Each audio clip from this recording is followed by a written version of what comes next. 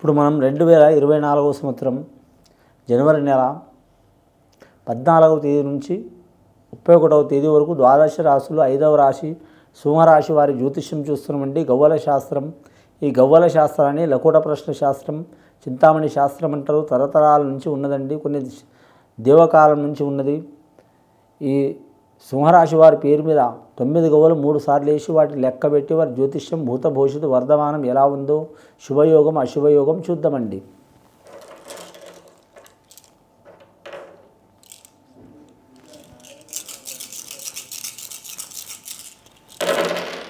సింహరాశి వారికి పడ్డాయండి 5 గవ్వలు పడ్డాయి. రాజయోగం పడ్డదండి వారి పేరు మీద. 5 గవ్వలు పడ్డాయంటే మాత్రం రాజయోగం. చాలా వరకు మాత్రం పంచపాండవుల వనవాసం ఉంది వారి జాతకానికి. పంచపాండవుల వనవాసం ఉన్నా కానీ వారు వనవాసం పడ్డా కానీ 14 సంవత్సరాలు వనవాసం పడ్డా కానీ రాజ్యాన్ని మాత్రం సాధించిన వారు. అలాగే ఈ సింహరాశి వారు కూడా మాత్రం ఖచ్చితంగా ఎన్ని కష్టాలు పడ్డా, ఎన్ని చిక్కులు పడ్డా, ఎన్ని ఇబ్బందులు పడ్డా, ఎన్ని బాధలు పడ్డా, ఎన్ని యుద్ధాలు పడ్డా, ఎన్ని నిరుష్టాలు పడ్డా, ఎన్ని అవమానాలు పడ్డా మాత్రం రాజ్యం మాత్రం దక్కించుకునే అవకాశం ఉన్నది వీరి జాతక బలానికి. 5 గవ్వలు పడ్డాయండి. ఫస్ట్ మాత్రం వీరి పేరు మీద చెప్పాలంటే మాత్రం ముఖ్యంగా మాత్రం ధర్మరాజు లెక్క మాత్రం ధర్మంగా నడిచే అవకాశం ఉంటుంది. కానీ మాత్రం ధర్మరాజు కూడా ఒక వీక్నెస్ ఉంది. ఆ వీక్నెస్ మాత్రం మీరు పెట్టుకోవద్దు. ధర్మరాజుకు జూదంలో వీక్నెస్, అది మాత్రం పెట్టుకోవద్దు. రెండోది మీనమావ నుంచి నష్టం. మీనమావ సైడ్ నుంచి జాగ్రత్తగా ఉండాలి. రెండో వాడు భీముడు. కానీ మాత్రం భీమసేనుడు నుంచి చూడాలంటే మాత్రం కరెక్ట్ అవ్వాలి. మరి జాతకంలో చూడాలంటే మాత్రం బలం చాలా ఉంటుంది, తెలివి చాలా ఉంటుంది, అహంకారం ఉంటుంది. ఒక్కోసారి ఈ రాశి వారికి కూడా మాత్రం బలం ఉన్న, ఆలోచన శక్తి ఎక్కువ ఉన్న మాత్రం నా అంతా ఎవరు లేరు అనుకుని తొందరపడే అవకాశం ఉందండి. జాగ్రత్తగా ఉండాలి. ఇబ్బందులు పాలయ్యే అవకాశం ఉన్నది. లాస్ట్కి మాత్రం భీమసేనుడు నా అంతా ఎవడు లేడని మాత్రం ఆంజనేయ స్వామి తోక కూడా లేపలేకపోయాడు. అసొంటి అవతారాలు వచ్చే అవకాశాలు ఉంటాయండి. జాగ్రత్తగా ఉండాలి. మూడవది అర్జునుడు చెప్పాలంటే మాత్రం బాగా కరెక్ట్ అయినంత వీరుడు ఎవరు లేరు లోకంలో. నంబర్ 1 స్థానం ఉన్నాడు. కానీ మాత్రం న్యాయంగా రాలేదు అర్జునుడు. భగవంతుడి దయ వలన ఈ సృష్టి రహస్యం ఉంది. ఆల్రెడీ కర్ణుడు వచ్చేది ఉండే, ఏకలవ్యుడు వచ్చేది ఉండే. కానీ మాత్రం ఆ స్థానం భగవంతుడు ఈయన కల్పించిండు అర్జునుడికి. అర్జునుడి జాతకం చూడాలంటే మాత్రం ఖచ్చితంగా మాత్రం అర్జునుడి లెక్క మాత్రం వీరు పోరాడే అవకాశం ఉంది. బాణం తీసుకొని వారు సాధించిన లక్ష్యాన్ని సాధించే అవకాశం ఉన్నదండి ఈ రాశివారు, సింహరాశివారు. ఆ తర్వాత నకులు సహదేవులు. ఈ నకులు సహదేవులకు స్టార్టింగ్ మహాభారతం నుంచి పడితే లాస్ట్ అయిపోయేదాకా మొత్తం తెలుసు కానీ బయటపడరండి. అలాగే ఈ సింహరాశి వారు కూడా మాత్రం అన్నీ తెలుసు కానీ మాత్రం బయటపడరు. గుమ్మాన స్వభావాలు, తొందరపడరు, ఆలోచన పరులు. కానీ మాత్రం ఏది జరిగినా మనం మంచిగా అనుకునే గుణం ఉంటుంది వీరి జాతక బలానికి. మకా నక్షత్రం వారికి మాత్రం చాలా వరకు శుభయోగం ఉందండి. కానీ మాత్రం పుబ్బా నక్షత్రం వారికి ఇబ్బందులు ఉంటాయండి. ధన విషయంలో జాగ్రత్తగా ఉండాలి. 5 గవ్వలు పడ్డాయండి. పంచపాండవులు వనవాసం ఉన్న కానీ మాత్రం అనుకున్నది సాధించే అవకాశం ఉంది. పెద్దల పేరు నిలబెట్టే అవకాశం ఉంది. రుణ చిక్కులుంటే తొలగిపోతాయి, రణ చిక్కులుంటే తొలగిపోతాయి. స్థలం కొనాలనుకున్నా, ఇల్లు తీసుకోవాలనుకున్నా, కట్టాలనుకున్నా కొద్దిగా టైం పడుతుంది. రాజకీయ రంగంలో బాగుపడే అవకాశం ఉంటుంది. కానీ ఇందాక చెప్పినట్టు మాత్రం పోరాడి సాధించే అవకాశం ఉందండి. రెండవసారి గవ్వలేసి చూద్దాం.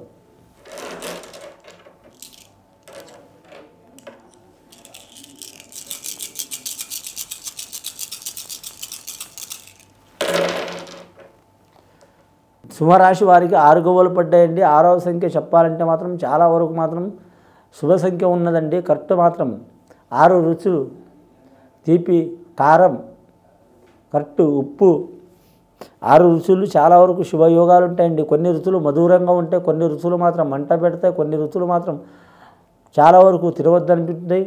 ఈ 6 రుచులు కలిసిన జాతకం ఉంటుందండి వీరికి.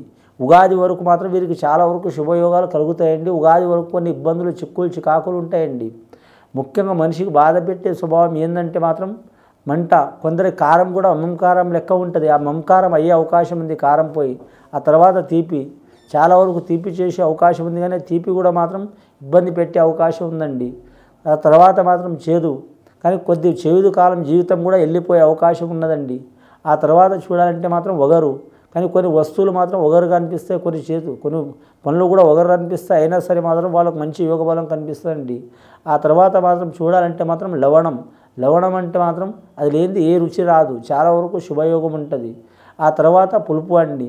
ఆ పులుపు స్థానం చూడాలంటే మాత్రం పుల్లని వస్తువు పుల్లని వస్తువు అంత లాభం ఎవరికి ఉండదు. అంటే ఈ రుచులు చెప్పేది జ్యోతిష శాస్త్రమేనండి. 6 రకాలుగా ఉంటుంది వీరి జీవితం. అంటే వీరి జాతకంలో చూడాలంటే మాత్రం సగభాగం 15 రోజుల్లో మాత్రం ఈ వారం రోజులు కలిసి వచ్చే అవకాశం ఉంది. వారం రోజులు ఇబ్బందులు వచ్చే అవకాశం ఉంది. రాబోయే జీవితం మంచిగా ఉంటుంది వీరి పేరు మీద. రాజకీయ రంగంలో కలిసి వస్తుంది, వ్యాపార విషయంలో కలిసి వస్తుంది, విద్యార్థులకు విద్య విషయంలో కలిసి వస్తుంది, ధనార్థులకు ధన విషయంలో కలిసి వస్తుంది. కానీ వివాహం చేసుకోవాలనుకునే వారికి మాత్రం అమ్మాయిలు కావచ్చు, అబ్బాయిలు కావచ్చు, స్త్రీలు పురుషులకు కలిసి వచ్చే అవకాశం ఉంది. పెద్దల పేరు నిలబెట్టే అవకాశం ఉంది. కానీ అనుకున్న పని సాధించే అవకాశం ఉంది. అలాగే విదేశం వెళ్ళాలనుకునేవారు, ఏరే దేశం, ఏరే ప్రాంతం, ఏరే రాష్ట్రం వెళ్ళాలనుకునే వారికి తప్పకుండా జరుగుతాయి. భగవంతుడి దయ వలన 4 రోజులు అటైనా ఇటైనా సరే వెళ్ళే అవకాశం ఉంటుంది. ఈ నూతన సంవత్సరం చాలా మంచిగా ఉంది. కానీ మాత్రం ఈ నూతన సంవత్సరం మాత్రం ఈ సంక్రాంతి గడియ మాత్రం చాలా వరకు శుభయోగం ఉన్నది వీరి పేరు మీద. నరదిష్టి ఎక్కువ ఉంటుంది, చాలా జాగ్రత్తగా ఉండాలి. మొత్తం 11 గవ్వలు పడ్డాయండి. 3వసారి గవ్వలేసి చూద్దాం సింహరాశి వారి పేరు మీద.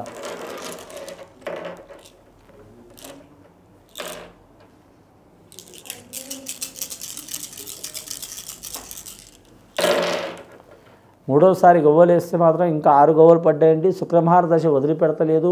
పుబ్బా నక్షత్రం వారికి చాలా వరకు శుభయోగం ఉన్నదండి. 6వ తేదీలో పుట్టినవారు, 1వ తేదీలో పుట్టినవారు తిరుగు ఉండదు వారి జాతక బలంలా. మరి ఎక్కడ పోయినా మాత్రం విజయం సాధించే అవకాశం ఉంది.